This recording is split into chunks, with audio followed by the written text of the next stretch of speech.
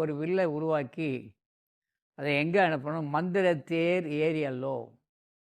தேரில் ஏறி தான் சண்டை போட்டிருக்காங்க. மகாபாரதத்தில் தேரில் இருந்துக்கிட்டு தான் அர்ஜுனன் கிருஷ்ணன் உபதேசம்லாம் நடக்கும். கர்ணன் தேர் சக்கரத்துக்கு கீழே படுத்துக்கிட்டு தான் இந்த பாடல்லாம் வரும். உள்ளத்தில் நல்ல உள்ளம் உறங்காது என்பது கண்ணான்னு பாடுவார். இந்த கதையில் வர அந்த தேரெல்லாம் எந்த தேர் ஏறணும்? மந்திர தேர். மந்திர தேர்னா எப்படி? தேர் மந்திரத்தில் பண்ண முடியுமா? சொல்லுவாங்க மந்திரத்தில் மாங்காய் விழாதுன்னு. விழும். சொற்களால் செய்ய முடியும்.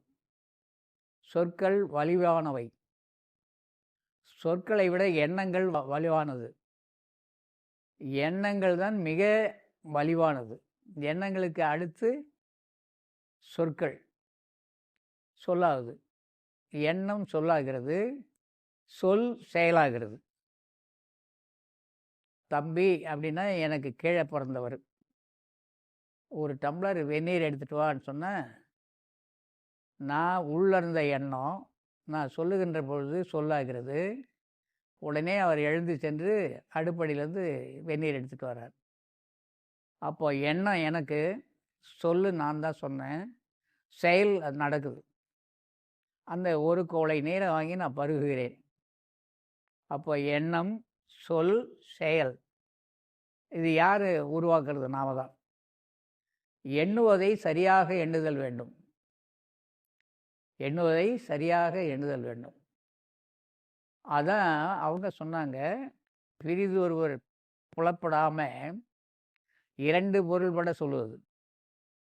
எண்ணும் எழுத்தும் கண்ணென தகும். நாங்கள் நமக்கு எழுத்தும் தெரியாது, எண்ணும் தெரியாது.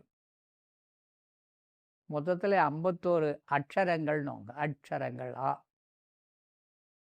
சரங்கள்ட்டாங்க. அட்சரங்கள் நமக்கு உள்ளே உருவாகிற வார்த்தைகள்.